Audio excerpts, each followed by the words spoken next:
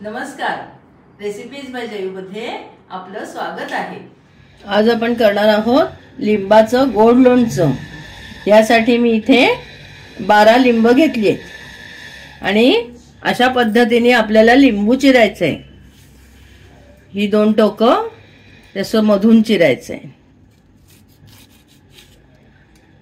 आणि या एका लिंबाच्या आपल्याला 8 फोडी करायच्या आहेत।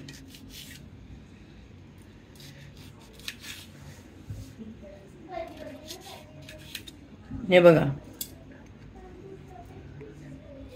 अशा पद्धतीने एका लिंबाच्या 8 फोडी करून घ्यायच्या आहेत। अशी सगळी लिंब मी चिरून घेते।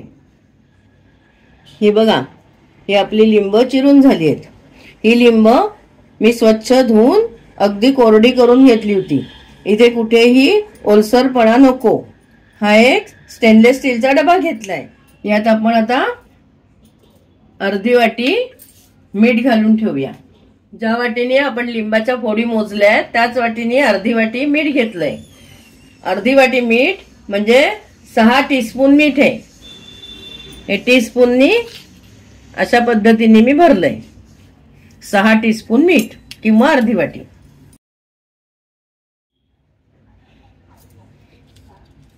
हे मीठ आणि लिंबाच्या फोडी आपण मिसळून 2 दिवस ठेवून देऊया।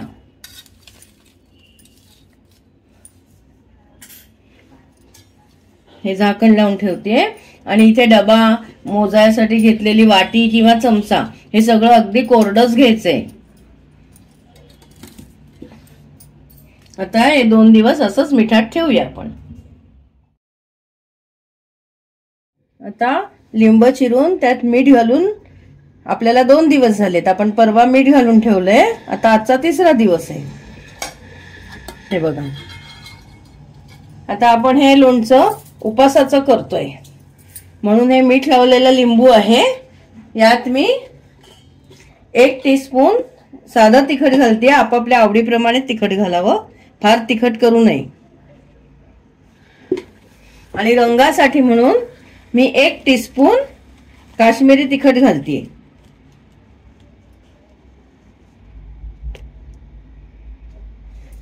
आता हा डबा कुकर मध्ये ठेवून आपण चांगल्या या लिंबाच्या फोडी शिजेपर्यंत म्हणजे अंदाजे 4 ते 5 शिट्या करायच्या आणि थोडा वेळ गॅस बारीक करून ठेवायचा।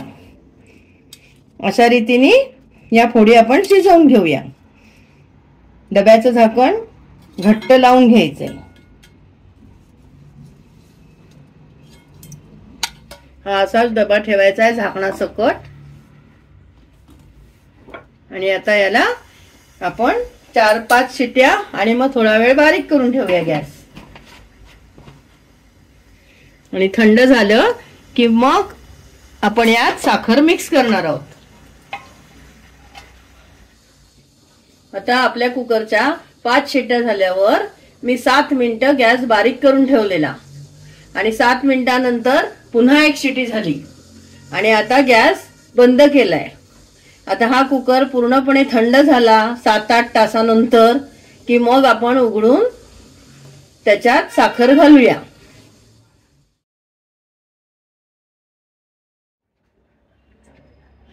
हे बघा, साधारण 8 ते 10 तासानंतर आपल्या लिंबाच्या फोडी छान थंड झाल्यात आणि अतिशय सुंदर शिजल्यात, मऊ झाल्यात। तर आता या मी आपल्या रोजच्या आमटी भाजीच्या वाटीने मोजल्या। तुम्ही कोणत्याही वाटीने मोजल्यात तरी चालतील। या 3 वाट्या झाल्या आहेत म्हणून मी आज सध्या 1.5 पट म्हणजे 4.5 वाट्या साखर घालतीये। ती साखर विरघळल्यावर चव बघून जर तुम्हाला लोणचं आंबट लागलं तर आपण अजून थोडी साखर त्यात टाकावी। सध्या मी यात 4.5 वाट्या साखर घालतीये।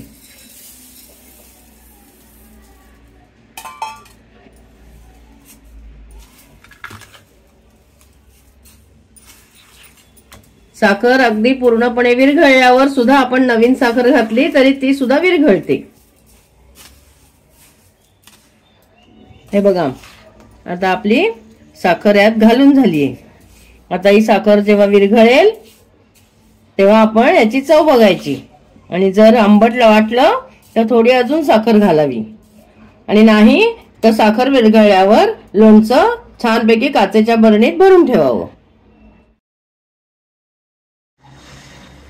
आपलं लिंबाचं उपासाचं गोड लोणचं तयार आहे।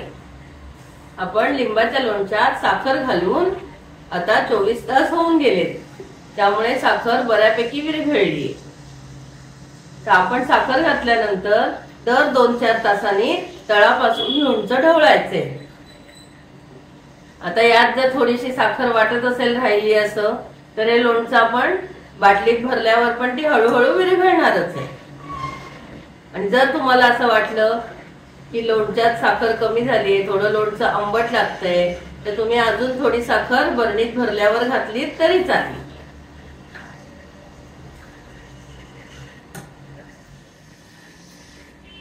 या पद्धतीने केलेलं लोणचं वर्षभर छान टिकतं।